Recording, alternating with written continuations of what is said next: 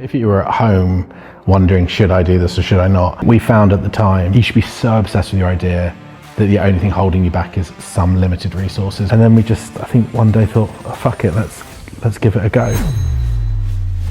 Adam Chaudri and Eloise Frank co-founded The Big Bakes, the UK's first live baking competition.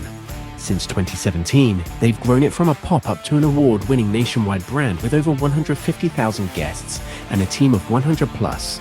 From bootstrap beginnings to national success, they've turned a simple idea into a recipe for unforgettable experiences. We knew what we were going in with, £50,000 in debt. We knew what we were going to spend it on. We're accountable to one another. If our idea fails, that's the risk that we've taken.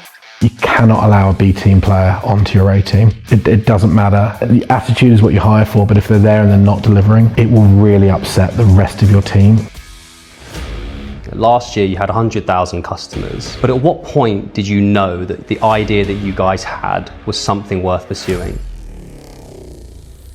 Being so laser focused on making your idea brilliant really helped us. It's pure baking joy. That's what we sell, is pure baking joy, and we want to make sure that that is what customers feel when they come to us. I wanted to talk to you about idea validation. Last year you had 100,000 customers, but at what point did you know that the idea that you guys had was something worth pursuing?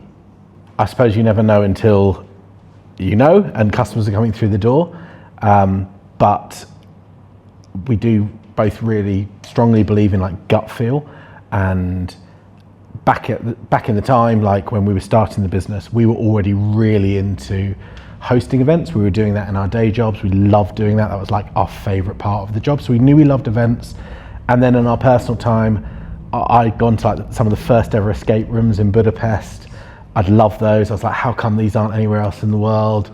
Started seeing a couple pop up in London. Someone did a great Breaking Bad, like experiential back in 2013. And we were just constantly discussing it in the office, saying, this is awesome, this is so cool. I wonder what the next big experiential is going to be.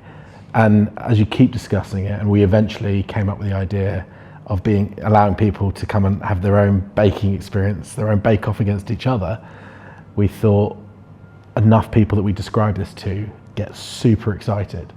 And we only discovered it by the fact that we did a bake-off at work, had so much fun, and we're like, let's go out and find somewhere to do that.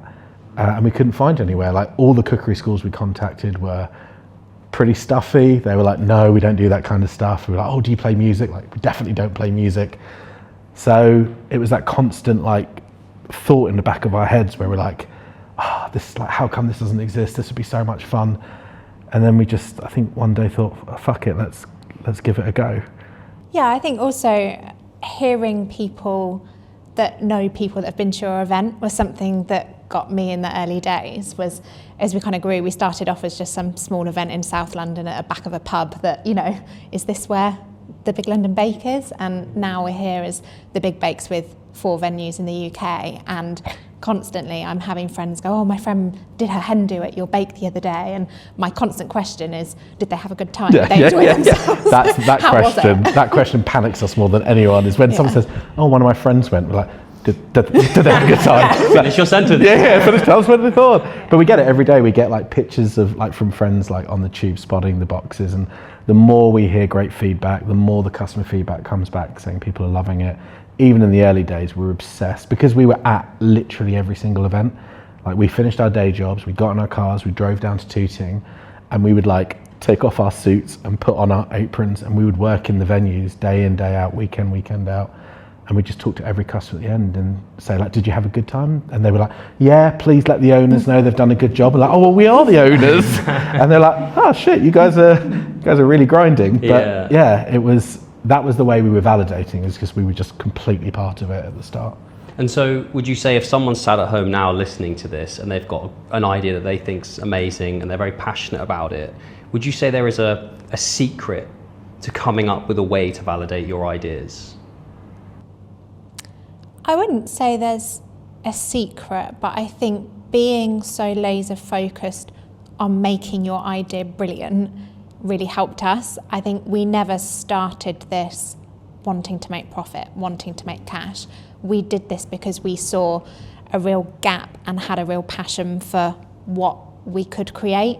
And that's what we were focused on. You know, we were coming from sort of PR and marketing backgrounds. We were really focused on customers having a great time, creating an experience that they would remember, creating an experience that they've never experienced before. For us, it's about bringing baking joy and baking magic and, you know, making somebody's day super special. So, you know, it's all about ease, it's all about streamlining what we do, and that's purely what we were focused on, and that's how we grow our business, is how can we continually make that better, how can we continually enhance the experience, how do we also make sure that people want to come back and do it again.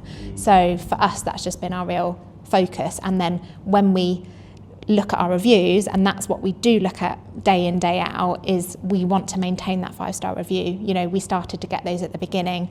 We're 7 years on. We still have those 5-star reviews, and they are so, so important to us. And we listen to customer feedback and we take it on. We go through it with our team, and it's just, that's how we sort of measure ourselves. But if you were at home wondering, should I do this or should I not? Like, I think we found at the time is you should be so unbelievably obsessed with your idea that you wake up the first thing in the morning, you're Googling suppliers, you're Googling data on the market, you're putting stuff into ChatGPT, you're writing your own reports, and the only thing that's holding you back is, oh, I don't quite have enough money at the moment, or I need to, you know, find this little break in from work. Like, there should be nothing, you should be so obsessed with your idea that the only thing holding you back is some limited resources, but otherwise you'd be, you know, raring to get out of the door. And that was us at the time. We were just so obsessed. We were like, oh, we're going to work weekends and we're going to work, you know, every single night of the week after work. And that just didn't seem like a compromise for us. We were just obsessed with, like, we've got to make this idea happen. And we did it. We agreed to do the idea in November of 2016, and we had our first customers in through the door in May? Yeah, May 2017. May 2017. That's from, like, establishing the company, setting it up, building it, testing it, trying it. That's an incredibly quick time, but we were obsessed with it. So I think for anyone, they have to be obsessed with the idea, and I think they'll validate by the fact that they'll be constantly boring and talking to their friends and saying, like, what do you think of this and how would you change it? And as long as you're open to feedback and adaptation, which we did change our idea a lot as we went through that initial process and listened to our friends, it's because it will be all you speak about that you're going to be validating every single day. I don't think sitting down and doing a spreadsheet or a market assessment, you know, would do that. It'd be the same if you said, oh, is Gales going to work as a concept? And people would say, oh, well, there's bakeries already. But the person that set up Gales was obsessed with doing it a certain way. There are a million shops selling burgers, but McDonald's sell burgers a slightly different way. It's because they do it that way. And that's the same for any successful business. It might be the same concept, and people might say, oh, that market's saturated. But if you do it in your way and you think you've got an angle or a way of doing it that is unique and brilliant, and people you speak to are going, oh, that is just an awesome way of looking at that problem, I think it's hard to validate, and you can never get rid of risk. Like, the risk exists one way or the other. You have to decide whether you're so excited about your idea and other people are excited for you about it that it's going to go out there. There's practical things you can do, but I really do think you've just got to accept that you've got, well, what's the 70% stat of failing in your first 2 years? You've just got to accept that could happen, but you have to start with that level of excitement. If your excitement's only at 50 or 60%, I wouldn't bother starting. You've got to be raring to get out the door. If you've taken something from this, an insight you've used or could have used to refine, design or scale your business, hit subscribe. Ironically, because this is free, most people won't. Studies show that if we charged even £1, you'd be more likely to take action because you'd feel the value. But we don't do that. So if this helped you, that one click of support helps us to keep doing it and continue delivering business insights every week. Okay, and so you mentioned the early days of the budget. Right now, we're sat in one of your 4 locations. You've got a team of over 100 people, but in the early days, you must have had to manage a tight budget. What advice would you give, looking back on that experience, to other founders to help them sort of maximize the budget they are working with to make the most impact from day one? We started off definitely with a very limited budget. I think any entrepreneur is taking a huge risk. You're taking on an element of debt. It's probably how comfortable you are with how much debt you're taking on. For us, we made a decision that we thought we could do it for a certain amount of money, which meant going out and getting a small government-backed startup loan each, putting in a small stake ourselves. For me personally, my dad had just got me out of a whole load of debt being in my early 20s, and I went to him and I needed some validation to say, I've got this idea, I've done a cash flow, I've prepared a business plan, and I'm going to go and get myself into some more debt. What do you think? Like all good parents, they were like, no. So for him, early days, I think me getting my own personal validation was important to me, but I felt more assured going into it, knowing that I really, really believed in the idea that we had. And again, going back to the point of not being focused on making money, obviously you want it to hopefully make money so that you can reinvest in your business, you can grow. But we were focused on quality, and we were focused on experience, and being from marketing and PR backgrounds, I think for us it was about being creative. So we had a limited budget, we were resourceful, we looked at ways we could save money, but looked at ways that would enhance customer experience. So when we decided we would do the experience in a marquee, that was one to do with budget. It's a lot cheaper putting up a temporary structure than it is to build one. We looked at hiring a marquee, which is a whole other business. I mean, there's a lot of money in that because it was going to be very expensive if we wanted to hire one for 6 months. So we then looked at buying a marquee. That made it a more sort of sustainable business model for us if we did it that way. We went to IKEA and looked at their own brand dishwashers and ovens and the sort of most cost-effective way we could do things.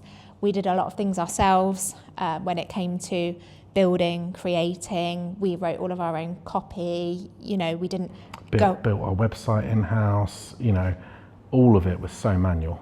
Yeah, if you go back to it, it's about really getting stuck into every area of your business, but having a clear vision, I think, at the start of the experience we wanted customers to have when they came to us. So for us, I think it was if we can get the concept right, if we can hire the right people, then we can create something really special and really magical. And I think that's what we managed to achieve. We tested it a lot as well. We had all of our friends come down as guinea pigs, helping us build it on the day. And it's just something that, you know, we focused on that experience side and making sure everyone had a good time. And that's what made us get creative with the budget that we had. And when you work in marketing and PR, you're constantly reminded, whether you learn it formally or not, about the creative restraint. And there is always a creative restraint in any aspect of a marketing project. Very, very often it's budget. But, you know, we'd read for years, if you look at the alcohol industry, there's so many restrictions around adverts that came in the noughties that's why alcohol ads became so unbelievably creative. It's because they couldn't show people drinking alone, they couldn't show people drinking near open water, all of these things. So then you get these incredible ads from Guinness, which has nothing to do with alcohol at all. It's all about, so for us, we had a creative constraint, we just didn't have any money. And out of interest, looking back at those early days, you know, you were focusing on consumer experience. Was there anything you weren't able to afford to implement that you later were able to put in? I mean, the way our business has evolved now, there's so many areas of customer touch points that we didn't have in place. I think for us, it was just getting that concept off the ground and testing it and making sure that it worked. One thing that we do now is we change our theme every single month and we keep it new and we keep it evolving. I think we ran the same recipe for a year and a half when we first started. Because we couldn't afford another head baker to help us develop that recipe. There's chef development time. The mixers that we started with originally were £120. Now they're £750 per mixer. The ovens were £300. The current ones we have are, I think, about £2,400 per oven. They're like state-of-the-art AEG ovens that like clean themselves, which the team love. Absolutely everything in the venues has changed, from how we heat them, how we run them, booking software. It's completely different, but we've still kept the same core of what we offer consistent. So someone that came 7 years ago would still say, this is the same great fun event, but it's smooth, it's slick, it runs beautifully because of everything we've been able to afford since. And it is all about customer. Yeah, and I think if you look back, I think a huge difference now is sort of the resource that we have behind us. When we first started, we literally hired one head baker that had the expertise that we didn't, which was patisserie and developing recipes. And then it was just us running as the assistants, the washer-uppers, the clearer-uppers, whereas now we just have this incredible team of over 100 people across our venues, and we have a management team, and that's what we have behind us now that's helped us get our business to where it is today. Our first interviews were hilarious because, you know, we were like, well, we don't know that much about like what technical questions we should ask a baker, so we'll just ask them to bake us like 2 or 3 things and just bring them to the interview. And we just sat there just with forks, like 3 interviews in, like, oh, I can't eat any more cake. But you're like, that's great. In a pub garden. In a pub garden. We don't have an office. Yeah. Just tasting cake after cake. But that's like, we were just like working out as we went along. Yeah. No, I just, because you've mentioned it already, and we spoke about it off camera, about your background in marketing and PR. And to sort of see where you started and where you are now, you've definitely utilised your marketing and PR skills. Just wondering which ones you think have been the most useful and which ones you would advise aspiring entrepreneurs to lean on as well. I mean, I spent 10 years in British Airways. Obviously, you'd spent time at Millward Brown and then BA and IAG. And we picked up more than just marketing PR. We learned about resilience. Like when you work in aviation, every month something's going wrong. And when you work in PR, every day something's going wrong. So you learn about resilience, you learn about pivoting. So it's not like the skills of how do you market something. It's more of those softer skills of like resilience. When you work in a corporate environment, you are building business cases all the time. You're constantly working with stakeholders. It's all these softer skills. You're working with people, with partners. Those are the skills that actually have helped us through a lot. I think the marketing's been brilliant, but... Yeah, I'd also say it's how you present yourselves. I remember going and having a pitch presentation with a potential landlord when we were looking at venues. And we just had our first business. It was on its bare bones, IKEA built, shelves we put up ourselves. But we did a presentation that really took that kind of marketing side that we'd learned and presented ourselves as a more streamlined, established brand with a clear vision of what we wanted to achieve. And I remember them sort of commenting on the quality of that and them not seeing that from a normal their original sort of startup and what they would expect. And I think that was for us, is that we've always wanted to present our brand and our concept in a way that we would strive to be in 10 years' time. It's the classic pufferfish strategy. We're like blowing out our chests, like, and because you turn up with a great deck and you know what you're talking about and you really research the landlord, if you're the person that turns up the most prepared that day with the best visuals and the best vision and the, closest coordination with the person you've turned up with, they'll look at you and go, these guys have really got their shit together. And that's what people are buying, is like, do I trust that what you put on paper here you can do? And that was I think that's what we did really well at the start. And I think that's what we learned from PR marketing. If you were going to present your idea to your CEO or to someone else or to another marketing agency, or you're bringing a partner on board, they all need to think, I've seen 100 of these decks. Are you the person that will actually make it happen? So I suppose that's quite reassuring, because what you're saying is that it's not a case of, fancy marketing and branding and razzmatazz. It's actually the boring stuff, which is being prepared, being ready, actually doing your homework. And you think that's what helped in those early days to get to where you are now. Yeah, in many ways, marketing and PR hasn't changed in the last 50, 60 years. The videos that are on TV are now on social. Hook is a little bit quicker, but essentially good marketing still good marketing. It's still classic think, feel, do. How do you create your customers a mindset where they think this looks like a great event? How do you make them feel excited, and how do you deliver on that? That's not totally different. It's all about mindset and actually, do you deliver on your promise? Because that's repeat custom. You say you're going to deliver a great day out, we deliver a great day out. We've built trust. 54% of our customers come to us because of word of mouth.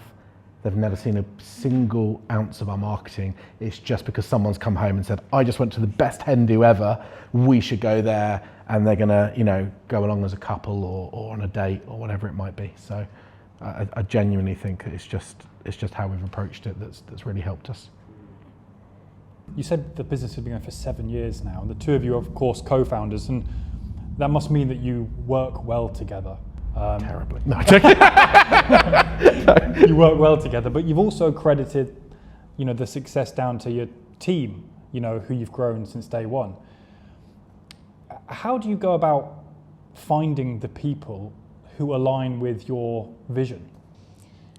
We're really lucky to truly have a fantastic team. It's definitely something that we have built upon over 7 years. I think when you spend a lot of time in the heart of your business and you've really grown it from the foundation, there's an element of gut that you start to trust more over the years, that you can identify who's that special somebody, who's got that eye that you've got, that you want to nurture. We believe in identifying those people within our business. We believe in nurturing talent and providing opportunities for growth. I used to look after a lot of our HR and our recruitment. I would genuinely do hundreds of interviews. I would do series of interviews whilst I would be doing 2-hour drives across London from Heathrow to Tooting. And you quickly can identify questions that you would do at the start of your interview, sort of, what do you know about the big bakes? What motivates you, that quickly make you know if you want to carry on that conversation or not. And then as the business grows, we've got a brilliant HR manager now that really represents all of the values that we want to and believes in that. And we've developed a clear hiring structure in terms of screening questions, screening interviews. We do trials in the temp. When you've grown a team of sort of 18 players and people that deliver that 5-star experience we want to deliver, it becomes very apparent when somebody doesn't meet that standard. So we do regular reviews and feedback to sort of identify that. We follow up, we spend a lot of time in our business. So it's just really important that we surround ourselves with people with the right attitude and values. A few years ago, we wrote out what our values wanted to be. We believe in sort of open communication. I think taking whisks is one that we like to put in there. Oh, that's a good pun. That's a great one. That's a great one. That's a great one. We like people that, being entrepreneurs, you don't learn by not making mistakes. So we want people that own their mistakes, come with us to ideas that we can improve the experience, improve what we do. And that's all really important to us. So, and then providing opportunities for people. So I think we spoke about earlier how we've got people within our business now that are sitting in our management team that started off just as an assistant in the tent and have developed their way up, and it's all because they have the right attitude. You don't always have the skills on paper, but we believe if you've got the right attitude and the right values and you're someone that shows elements of that entrepreneurial spirit and a passion for our business, we can definitely develop and grow and train for skill. Right, and sorry to interrupt, Adam, presumably those are values that mirror the values that you two hold as co-founders? Yeah, I think we hold each other to a really, really high account. We're genuinely can't say we've ever had an argument in 7 years, which seems insane. But no, we disagree on things, we debate, but it's never been heated. Like we always just say, well, we could have done that better, or we should be doing this next time, or I don't think we've delivered as well as we should have for that team member or that customer. And if you let that slip at all, or if you allow someone into your team who isn't, I think you said a team player, but you'll hear everyone who runs a company say that you cannot allow a B team player onto your A team. It doesn't matter, and the attitude is what you hire for. But if they're there and they're not delivering, it will really upset the rest of your team who are firing on all cylinders and who are excellent. If that person just isn't able to reach their level of performance or their level of delivery or their level of, customer expectations, if they don't do that, you can't have that person on your team. And we've been really, really fastidious about making sure that we just keep a fantastic quality team. And if someone comes in and isn't doing that, then they can't stay with the business. And I think a lot of people say, oh, it's really harsh, you should give someone another 3 or 4 months, but ultimately we're loyal to the business and we're loyal to all of the team.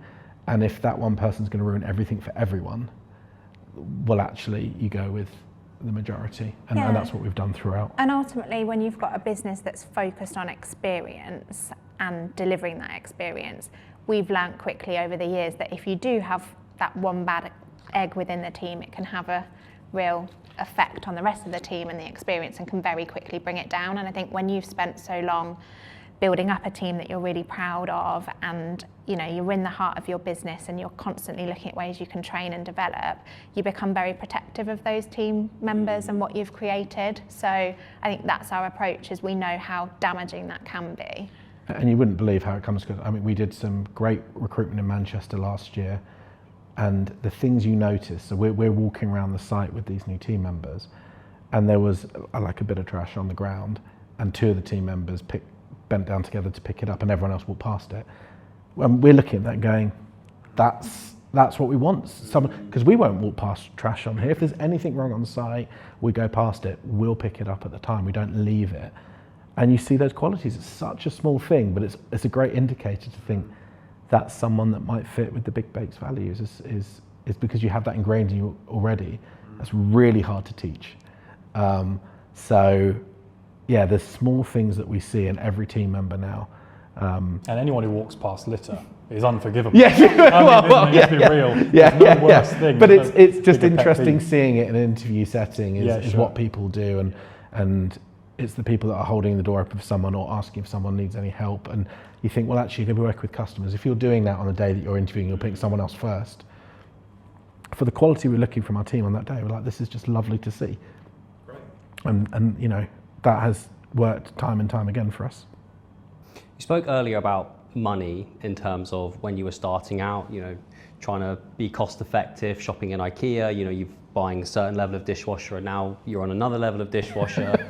It's always the way to measure success. Right? What dish are you on this year? Dishwasher, I've done it. But something I was interested in is the early days of funding. So, you spoke about trying to save money, but still, this isn't a cheap thing to set up.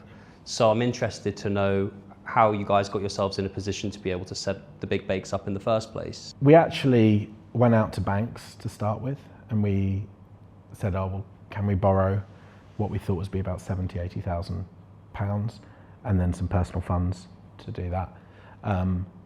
And there was no entertainment of that. There's no interest, wouldn't do it, even though we had good professional backgrounds. Banks don't lend to businesses. We've just learnt that from the early stages. They only care once you've got some assets or collateral they can hold you to, and fair dues, but it holds back a lot of great ideas. And then we found out the government was running the startup loan scheme. It was 25 grand each that we could borrow, unsecured, so they were happy to write off the debt if it didn't go well for us, and actually interest rates that we could live with, and if we missed a few payments then there was no penalty. We thought this is a brilliant scheme, and we used that. I remember when we got that granted, you called me and we were in the hallway at work and just had to run to the hallway to hide, and we're jumping, oh my God, we're 50 grand in debt, yes. That's awesome. But that was a huge lifeline for us, and we'd done our cash flow, which, to be fair, they provided some documents to help us with that, and we just worked out exactly how many people we needed to welcome into our venues, exactly how much the bake should cost us, exactly what we could spend. And like we said earlier, with that creative restraint, we just didn't have a choice. It was either spend the 50 grand and a bit of money we'd saved up, or don't do it at all. And we just had to roll the dice and assume, we just said to each other, if we are 25 grand in debt each, that might take us 4 or 5 years slowly to pay off, but at least we gave it a go. And that was just our approach. But there are loads of other ways to raise money. It's just, you maybe don't control your destiny or your future as much.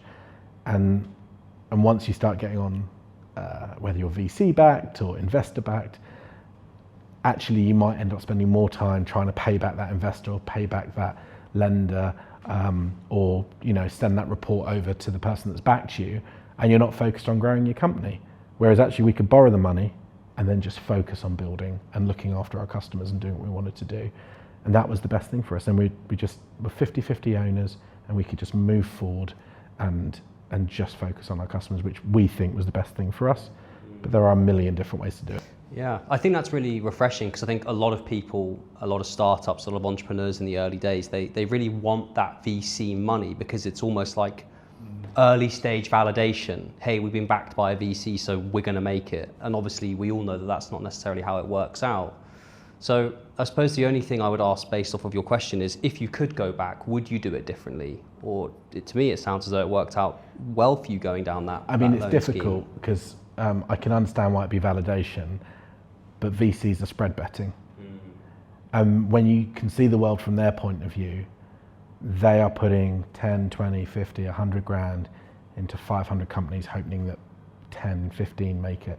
So you're not that special, because you've got to understand that VCs are happy to fail 90% of the time. So it's not this great validation. It is also the single most expensive way to raise money you can possibly have, because if your company's making £1,000 today and they're going to take 30% of your company, and your company you really do believe is going to do that well, and then, you know, in 10 years time you're making £10 million a year, well, they've got a really great return on that investment they gave you at the start.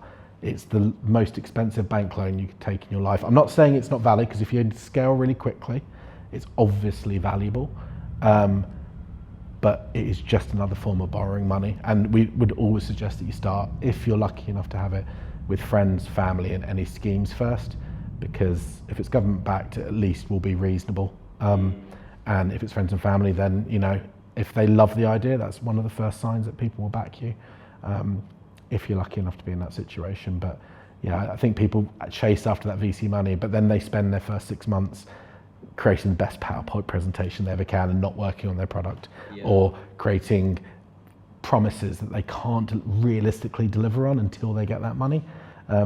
Like I say, then suddenly your creative restraint disappears, because if you get 100 grand, suddenly the drive to make the next payday or pay your team or deliver your product, it disappears, because your runway is a bit longer and you're less focused on tomorrow. So it is mindset, and I genuinely believe VCs work brilliantly for some companies, but for us, I'm glad we did it our way, because we've built a sustainable business. We didn't borrow any money. We're not beholden to anyone, which means we can actually, all the excess cash we've had, we've focused on investing in the customer experience, which has made the business stronger, and in new sites, which has delivered what our customers want, which is new sites in new cities. That would have gone to a bank or a VC otherwise, but we've actually been able to put it into our product, and I think that shows. Do you think some people fear being left to their own devices a bit more than perhaps you did? Maybe they like the idea of a VC because, you know, there's still a little bit of a big brother eye, just making sure that they're not doing something that they shouldn't be. Yeah, that definitely could be an aspect. I think one thing for us as well is that we do like to own our own risk and be held accountable. For us, there's two of us. It was nice and easy. It was 50-50. We make decisions 50-50. We go in at 50-50. Nothing's Adam's fault. Nothing's my fault. It's both of us. And it gave us that control. You know, we knew what we were going in with, £50,000 in debt. We knew what we were going to spend it on. We're accountable to one another. If our idea fails, that's the risk that we've taken. And we didn't have anybody else on our back wanting us to deliver it in a certain way. It was sort of our way and our vision. That's the way we've sort of run things going forward, and then that's been how we've been able to grow, because any profit that we did make, we've reinvested back into the business. The limitation is you don't grow or scale as quickly as perhaps a VC-backed business. We, in hindsight, yes, would we have liked to have grown a bit quicker? I honestly don't know. I think we've been able to keep up with the scale of our business. We've got very ambitious growth plans going forward. Now we've got it to a place where we've got a strong team and management in place. We've been able to evolve. We've been able to stay in control. And I think we're quite proud that we haven't got any debt at the moment, and we are able to do what we want to with our funds in terms of just put it back into the business and make it better. And to your point about do they want someone looking over them, I can really understand how great advice is important. And back to that point earlier, if you're obsessed about your business, you will go out and find great advice. We do it all the time. We find a founder on LinkedIn, or we find someone in a similar industry. We say, if you've got 10 minutes for a coffee, could you call? We're struggling with this business decision. Like, you can get all that advice for free, but it's harder work. Or you can take the easy route, and the VC will say, I'll send in our best marketing teams and I'll send in this great board director, and they will, and it's served on a platter. but anything that's easy, someone's going to charge you for it. Yeah. And like I say, the other thing is, if you're really passionate about your idea, then you've got a way of delivering it. And I promise you, and most of the VCs, they'll have their version of how to deliver an idea, and the speed at which you can have your idea watered down and change something you didn't think it was going to be is super quick. So if you are going to choose a VC, choose the right one who's either tells you, this is how I've done it with this company, and if they have, talk to that company. Yeah. Like, pick up the phone, say, can I speak to you? Like, they said they worked with you, how was it? Like, go out and get reviews. I wish there were Google reviews for like every person that someone had worked with before. It'd be super helpful.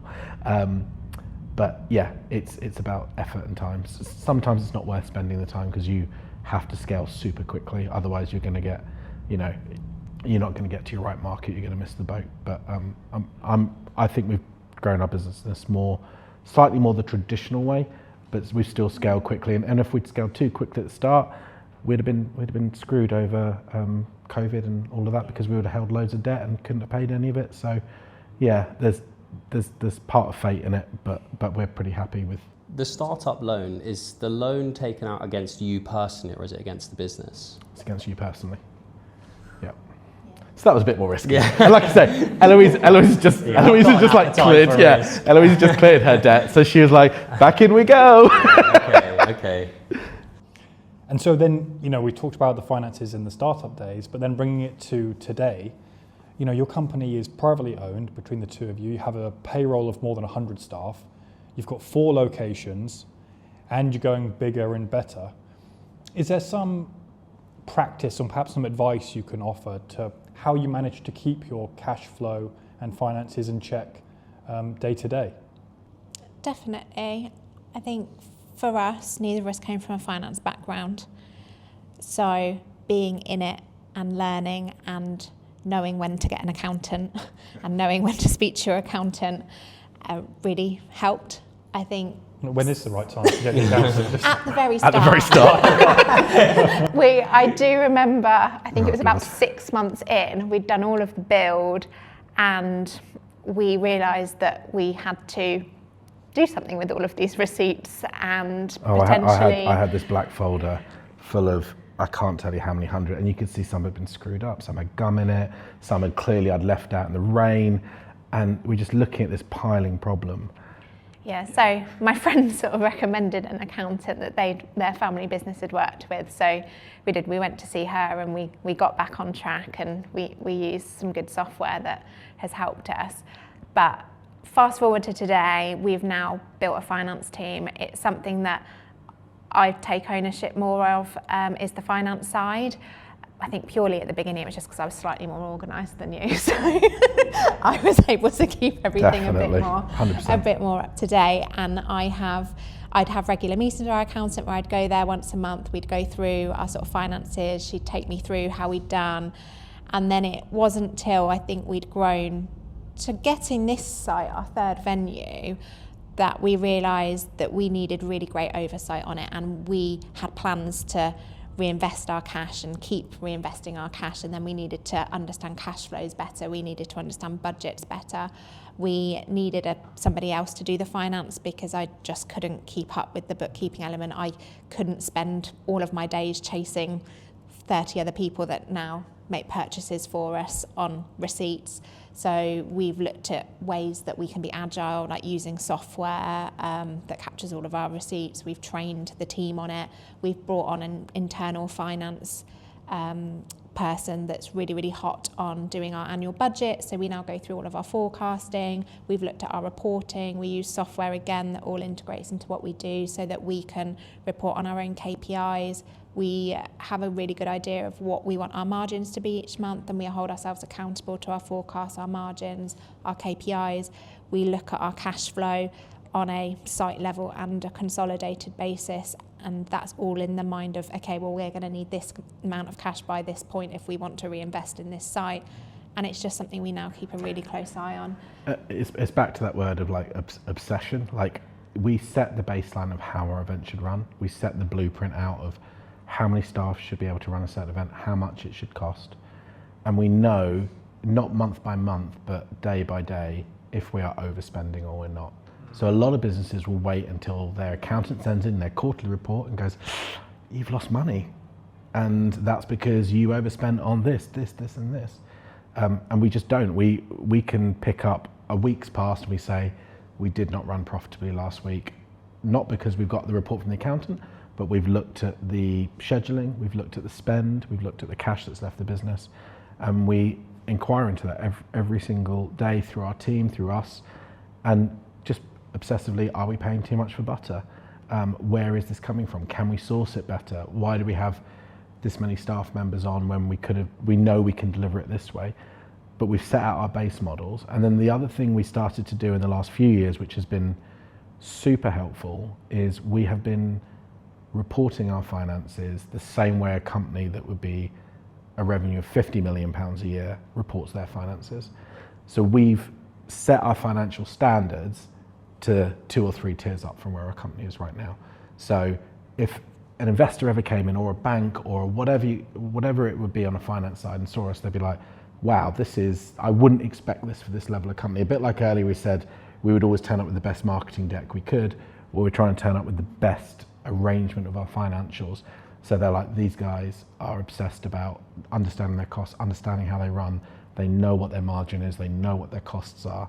And presumably you're doing that because one day you plan to be a business of that size, and so why not inherit that practice now, right? Yeah, and that goes back to, I think, what we spoke about earlier and your point about it's about being prepared. You know, we want to prepare for growth, we want to prepare for the future, we want to prepare where we want to be.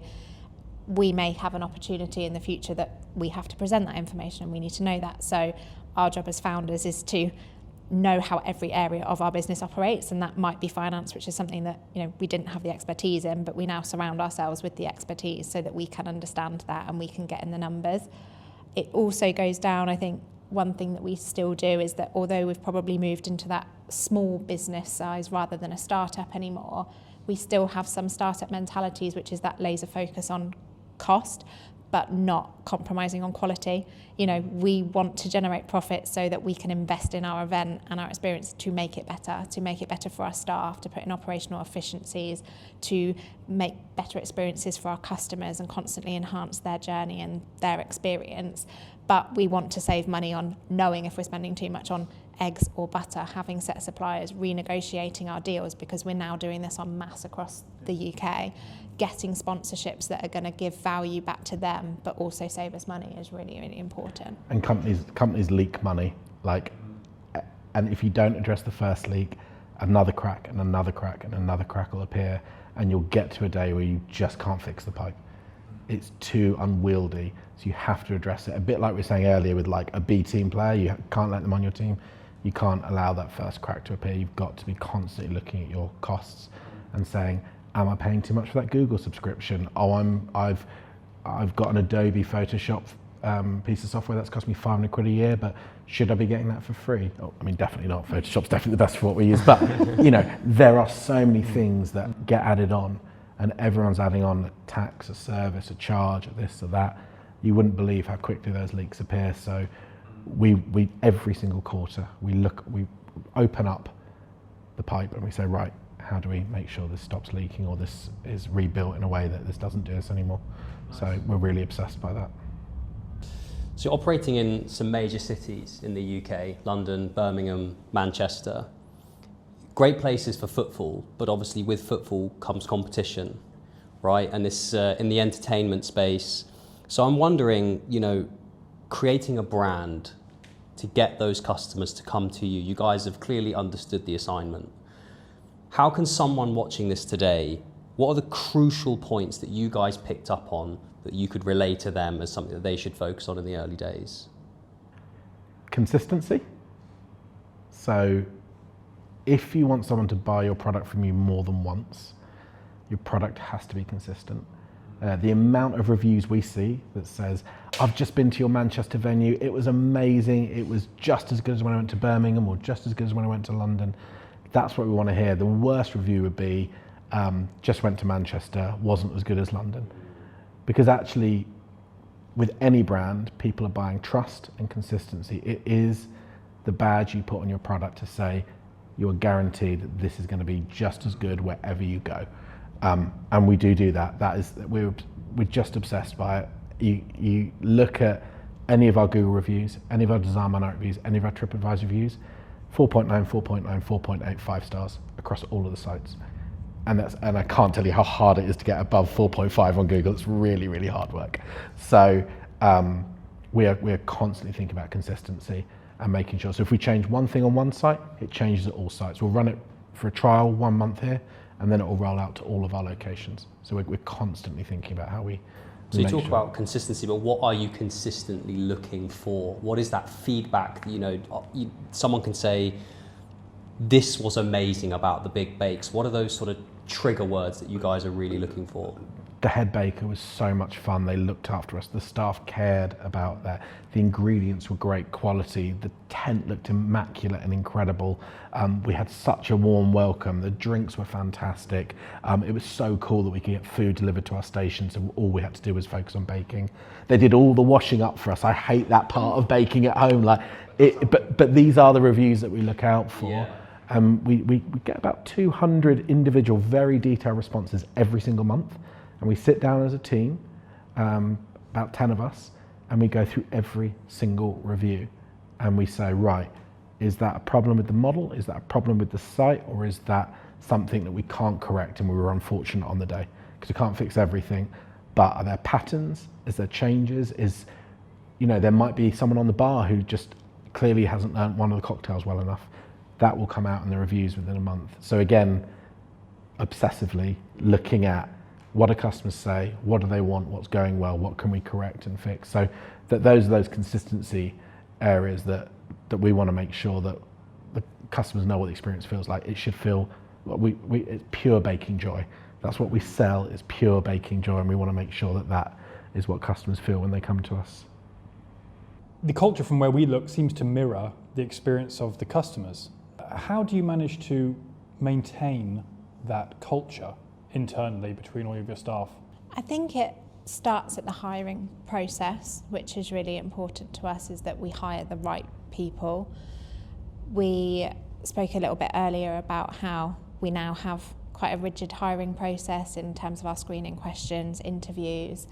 We, depending on different levels of the role, will look for different things. For example, if you're a head baker, you're at the front, you're creating that experience, you're the showman of the event. So we'll do trials where we'll want them to do the head baker speech, and we can see it and we can test it and we can deliver that in the tent. We'll do trials with all of our team members to make sure that they're the right fit. I think we believe really importantly that we do hire with the right attitudes, because it can have such a detrimental effect on the rest of the team.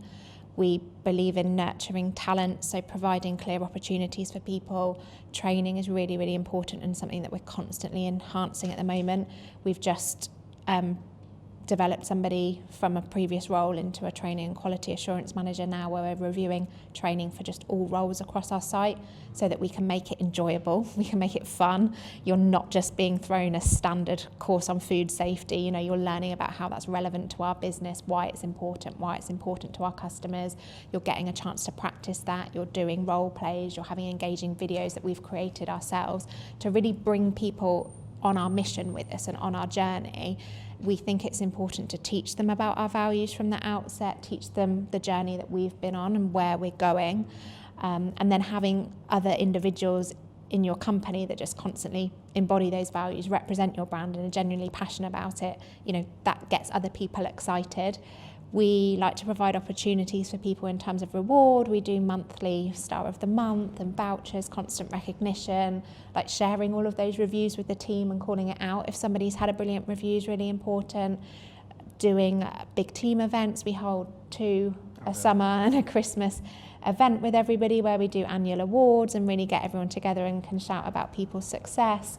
All of these things are really important to us. I think you as well, spending time as founders within the business, just going around and talking to your team, showing that you care, recognising people's birthdays. It's also important that you don't lose sight of that as a founder and as your business grows. Your team want to know, do you give a shit? Do you care about them? And that's just super easy to tell. If you're never here, or you never say hello, or you don't ask them how the day's going, or is there anything we can improve today? I would say we walk through the site, each and every site, at least once a week, walking around, asking the team members, how's it going today? Is there anything that made your job more difficult today? You find out so much just by asking questions, whereas a lot of owners will go and say, I'll speak to my managers and they'll tell me what's going on. But they won't, and you won't know. And it's just about making sure that you spend that quality time with them. We also just try and do things differently. We talk about training, but we have West End actors come in to train our team on how to welcome customers. We have West End actors come in and tell our head bakers how to do a great opening speech. So it's not so much, every company will do training, but who delivers it, how to deliver it, how is it fun? So it's the same problem, just looked at slightly differently, and it delivers a different outcome. Yeah, and I think listening to your team is really important. We've started to do, as we do all of the feedback surveys with our customers, we do it with our staff as well, and we genuinely listen to their ideas, and we genuinely want to if we can make their jobs easier by investing in new equipment or changing up a process, we want to do it, and we'll trial it, and we will listen to their feedback. And I think that way it helps people feel valued for what they do and like they're heard within the business, which is important. And being in hospitality and entertainment, we have an incredible length of service for our head bakers, our team members, far exceeding the industry norms, because a lot of people will bounce between a restaurant and entertainment venue, and then they come here. We hope people get into the company and go, this is a breath of fresh air. This is fun. The staff are nice. My team members are nice. Like, if this is going to be where you spend most of your week, make it a nice place and a fun place to be. And we do. And you get free cakes. And free cake. And free cake, very important. Yeah. You guys have focused a lot on hiring, and clearly what you've done is you've perfected the art of hiring. So you have a better idea of what you're looking for, maybe now 7 years down the line. Yeah. So actually maybe let's just say that you have perfected the art of hiring. Can we talk a little bit about the process, the iteration between when it wasn't quite so perfect, how you were dealing with those employees that weren't quite the right fit for you? I think as you grow, you're never going to get it right all the time, and it's really important to learn from that. I think we did speak earlier about the effect of B team players on an A team and how you can quickly identify that, and that's something that we've learned firsthand from experience, so that's why we're quite quick to act upon it now if we see it within our business. So it's something that we just feel quite strongly on, because we want to be protective of the team that we've built. So it's really important that if you're not the right person, we have that conversation early on. Again, we're very open people that believe in honest communication, and that's how we work together well as a team, and it's what we also like to promote within our business is come and talk to us, tell us if something's not working, and we'll have regular check-ins with our team, we'll have regular check-ins, our HR manager constantly in the business, talking to all of the site managers every single day, and if somebody's not quite right, or if somebody's having a bad day, we follow up on it, we address it, we find out if it is just a bad day or if this is something reoccurring, and we act upon it. Do we have examples? You talk about sort of B team players and acting upon it. Do we have examples? I don't have to obviously say any names, but do we have examples of B team players becoming, A team players? Very, very rarely. Right, interesting. Very, very rarely. It's like we were saying about attitude and skill. Skill is not a B team player issue. Like, you can learn the skill. Yes. That's absolutely fine, and we have done that with so many people. Like we say, we've brought people through who are assistants into senior managers, and they've helped us grow the company, and they only thought they were going to come here for a few months, and they've stayed, and that's brilliant. But that's because they had an incredible attitude, and then they learnt those skills. But it's really hard to turn around someone that doesn't have a great attitude or doesn't want to. It's very different. If they're having a bad day, everyone has a bad day.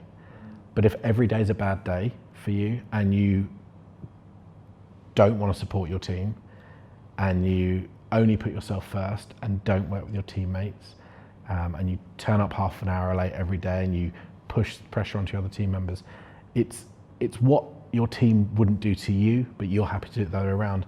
It's very, very hard to turn around. There may be a couple of examples, but I genuinely think that when you're growing a business and you want to grow it quickly and well, you don't have enough time to constantly say, okay, well, I'm going to just focus on you, because the one thing you have as a founder is you don't have time. So you've got to work out, where should my time be spent? And the question is, do I spend it on the person that doesn't want to try, or do I spend it on the person that does want to try? And they'll reward you back with listening, learning, being open to feedback, and they'll grow and they'll get great, and that's time well spent. Sometimes it's also just understanding the reasons for it. You might have somebody that just wasn't delivering in a certain role, but actually it was too challenging for them and we need to move them to another role. Having an HR manager that we really trust and really knows kind of how our business runs and the values, they can be that person for us that's in our business, checking in with everybody and having those conversations and looking at whether it's a training element or a development area or somewhere where we need to maybe look at putting them into another role. That really helps. I think we've also learnt from where we maybe have given that B team person a chance and kept them in the business longer than we should have. And when you've got a business that grows, when you've got a team that very closely works together, and a lot of our sites say it's like a family here, you don't want to form cliques. That can be really quite detrimental and something that's happened. And when we go back to talking about culture, that's what can really disrupt a culture, is if you have another culture form within your culture. So it's very important to, I think, tackle that. It's something we learnt when we bought this site. We had a lot of people come from our original site and the business was going through a real element of change and growth. So wanting to bring old ways into a way we wouldn't do it is something that we've learnt from, which I think... And we've explained that up front. That was something we learned again for Manchester, as we brought in team members who demonstrated the best of our values, and we put them front and centre and said, this is what the Big Bakes is, this is what we love. And they were the people that trained, that they met, and that was their first point of contact. So they were like, right, this is where I need to get to, or this is what I'm up against, this is what a great leader looks like, or a great person in the tent looks like. And we do that all the time now, as we make sure that they see the very, very best of what we can be, because we don't want to drop below that. And that's where the culture starts to form. And we say really early on, we don't believe in cliques. We do not tolerate anyone not supporting another team member. So if it ever comes into the head, I don't, I'm going to ignore this person today. Well, that's not the way it's done at the Big Bakes. We all work together. We care about each other, because we've made our expectations really clear at the start. And ultimately, your team, as you grow, is what's growing with you and is so important to the success of your business and your growth. So you want to protect that. You don't want to bring in anyone that's going to be detrimental to your team. So I think it's just something that we've found is really important to have that focus on. And we've done that from the start. I think with Manchester, it was the first time that we've had to hire one big team all at once. We've actually, the way our business has grown, London, we've moved people over, we've evolved, we've grown gradually. Birmingham was a small team when we first started, whereas Manchester, we needed to hire 20, 25 people all at once. We'd never done that before. So we ran assessment days. We created these days where we got all of the head bakers together, all of the assistants together. And I was there, I attended both of those. You came to one of them as well, and just being there to meet people made such a difference. I remember having an interview with somebody and I thought, if I'd have done that over video, I would have thought, on paper you tick all of the boxes. But seeing them in that group environment and putting certain tasks that are to do with the day-to-day of your business, just identified areas that no, actually this isn't right. And you just know from just having that time, spending the time in your business, knowing who you want to surround yourself with, and that's really important. And we find we make sure that the gatekeepers to new team members are people that have the same ridiculously high standards we do. So there are only a couple of other people that hire in the business outside of us. So if it's our HR manager, we know that she will have exactly the same standards as us. She'll look for the same things. She's got a carbon copy view of the world when it comes to team members. So we know that she is bringing through the best people that we would. Yeah. But you can't have 10 people hiring, because some people hire in their own image, or they're hiring their version of what a great team member is. And that's where you've got to understand for business as you grow, is who are your gatekeepers? Who's looking after money? Who's looking after team members? Are they people you would implicitly trust? If you have to go away for 4 or 5 months, do you believe you'd come back and see a team just as strong, a finance structure just as well run? Because not everyone can do that. Talking about ideas, what you offer your customers today is very similar to what you offered them in the beginning, right? But now there's variations and there's other things that you've added on. As a business, what kind of process do you follow to decide this is something we're going to add on to what we offer customers, or this isn't something we're going to add on to offer customers? Test and learn, test and learn, test and learn, test and learn all the way through. So we're really lucky. We've got 4 sites. There's one site that I and a few of the team members spend a lot of time at. So if we roll out something new, we will put a version in the tent for a day or a week, and we will watch it. We will film it. We will take part in the bake. We will grab customer feedback afterwards. How did you find that? Was that enjoyable? We might roll it out as a corporate proposition, and if it works really well, we might then send that out to the public. But yeah, just a small toe in the water. How do people respond? Rather than, if you roll it out en masse and then you have to roll it back, it's not that just the product didn't work. You've pissed off all your team. You've had to train everyone on it.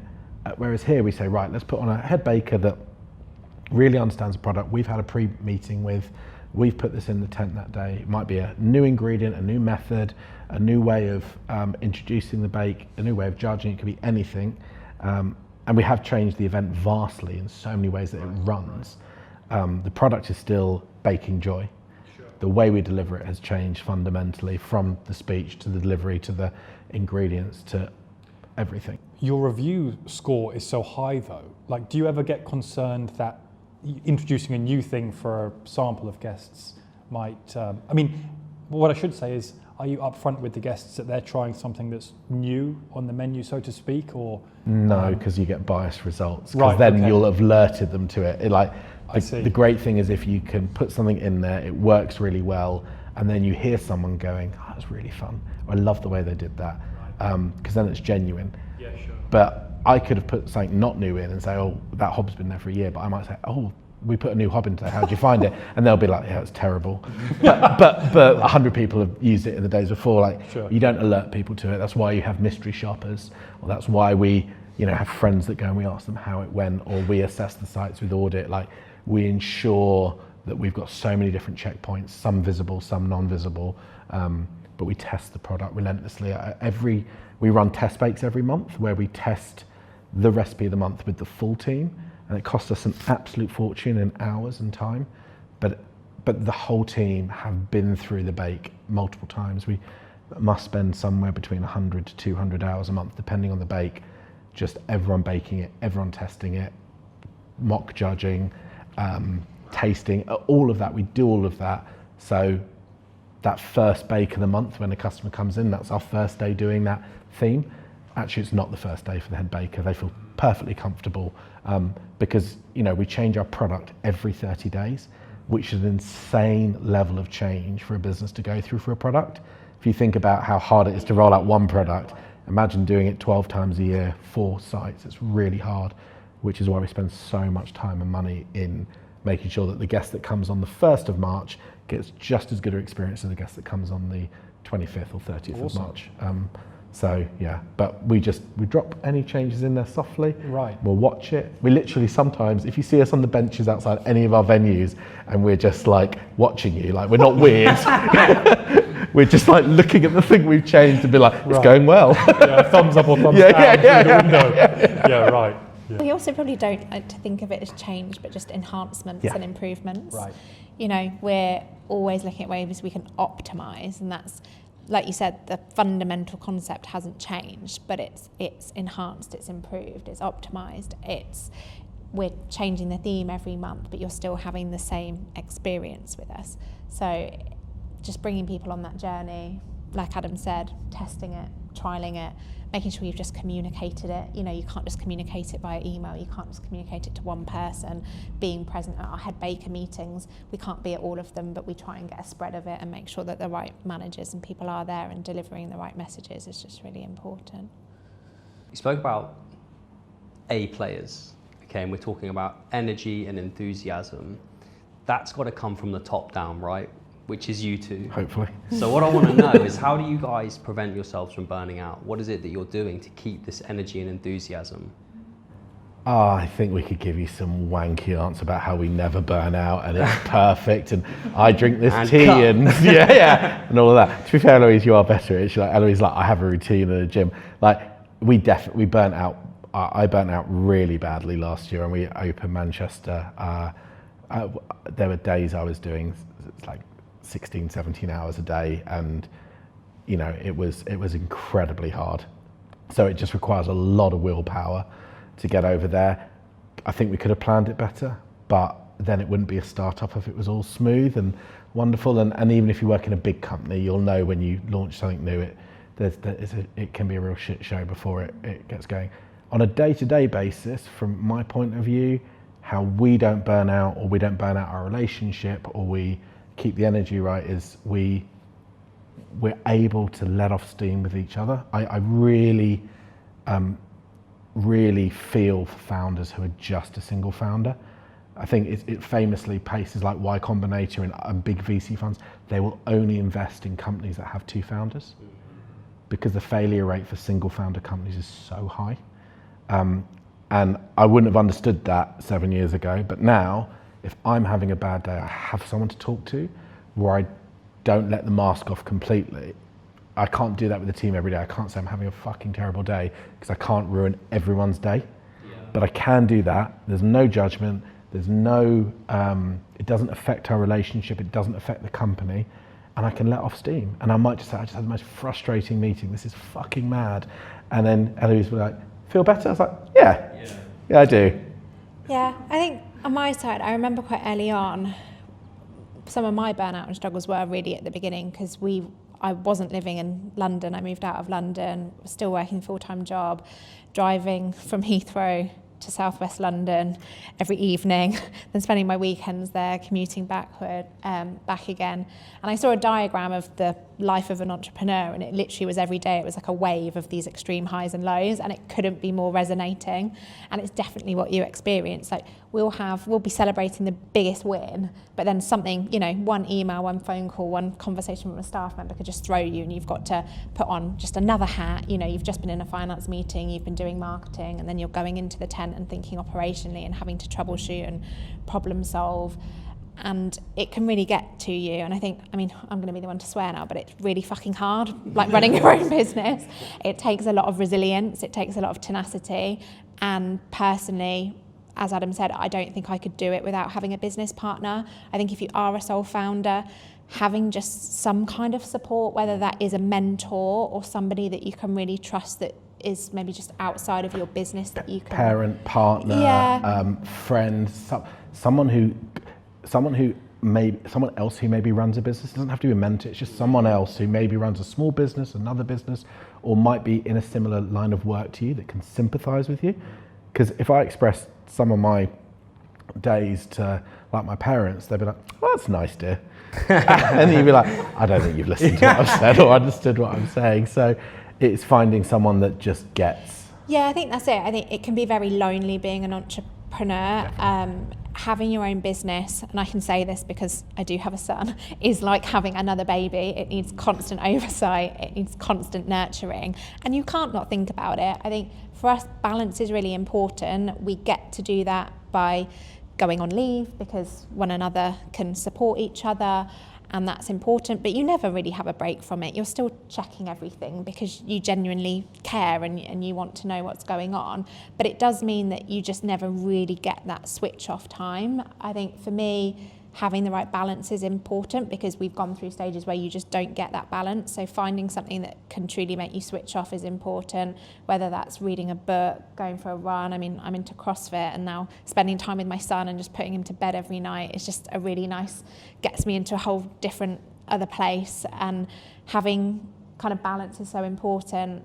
I've now got another child on the way as well, so I've got to juggle 3 babies, which is going to be really fun and a real challenge. But knowing that I've got somebody supportive by my side, and also I think our strengths and weaknesses quite balance each other out. But what we've always had is open communication and a clear vision. Like, we've always got the same vision. So no matter what Adam's good at and I'm bad at, or vice versa, we find a way of getting there.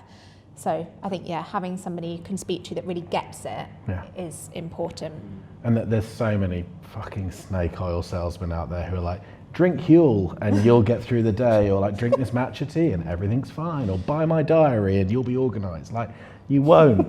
It's just not how it fucking works. Like, the basics are support, friendship, good family around you, a good support network, and you being really clear on what you're doing. And from that is just simply being organised, being open, being clear with your team what you want to do, not taking everything on yourself, and training and developing people that if you disappeared, died, fucked off tomorrow, the company could still run. And that's it, because then actually that's what you're trying to replace yourself. Like any great manager, a great manager will train up a team that if they disappeared tomorrow, they could be replaced like that. Most managers don't do that. They just like, I want to make myself like indispensable, so I'll keep my team shit and I'll be the only one that the managing director can come to so they can never fire me. But that's just such a terrible way to run a company. We want to be completely and utterly replaceable. And that's by having people. And then that means that we can have free time to work on growing the business. Or if we do want to take that holiday that we're allowed every now and then, like we can go and we know that we'll come back and the company looks just as good, if not better, than when we left. So yeah, it's interesting. I understand the pressure every founder has, but it isn't that complicated if you just prioritize yourself every now and then. But you'll have to accept that you're going to burn out. If you don't burn out, even if it's every year, you're probably not pushing yourself hard enough at some point. It's not going to be easy. This illusion that there's a magical way of doing it and you'll never burn out if you follow this way, I just don't believe exists. Yeah, and I think preparing yourself for those periods, I think we now know when we launch a new site, it's coming.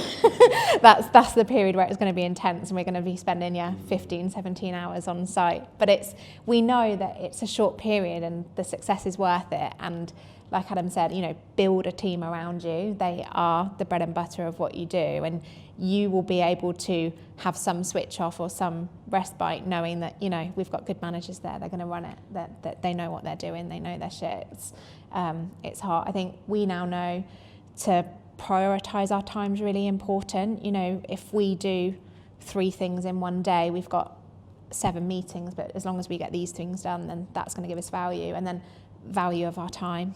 It's very easy as a founder to spend so much time doing low value tasks because you're the only one that knows how to do it properly, or checking something, or getting bogged down in the detail. But if you've appointed somebody to do that task, you need to trust that they're going to do it. It's important to follow up every now and then, but what is worth you spending an hour of your time that's going to give you 80% of value back?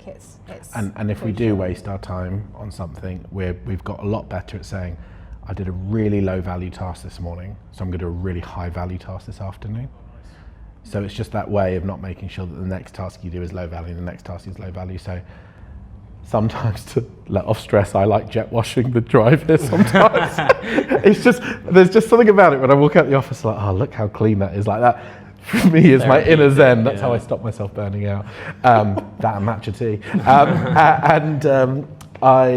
But then I was like in the afternoon, but I'll look at our ticketing structure and how we best set up to sell the best product at the best price for the best experience for our customers. And I think, well, the morning was wasted for that hour that I did that, but I've actually spent a really great afternoon and I've added value to the business, I've added revenue, I've added experience, I've changed something. So as long as we're yin and yanging between things and not just constantly doing a low value one, which you can easily do, that's the way that we save ourselves. So we end up in a low value task, we'll try to do a high value one afterwards. I think overall, just be kind to yourself. You work really hard, you've built something, and you deserve to give yourself an hour to go to the gym or, go and have a nice meal. And we do that every now and then. Yeah, we also think it's important to be friends and get along and not just talk about the business. Yeah. So every now and then we'll say, we should go and have a dinner. We deserve it, and just let off a bit of steam is important. Yeah. We do have a call every now and then where either I'll be driving, you'll be driving, and I'll get a call from Eloise and we'll be talking for about 20 minutes and I'll just be like, is there a point to this call? She's like, nah. Just haven't spoken to you in a while. Just want to chat. We speak like 8-9 times a day, but we don't maybe haven't spoken about like, oh, that holiday you went on a month ago, how was it? And we have little points of letting off steam as well, which is nice.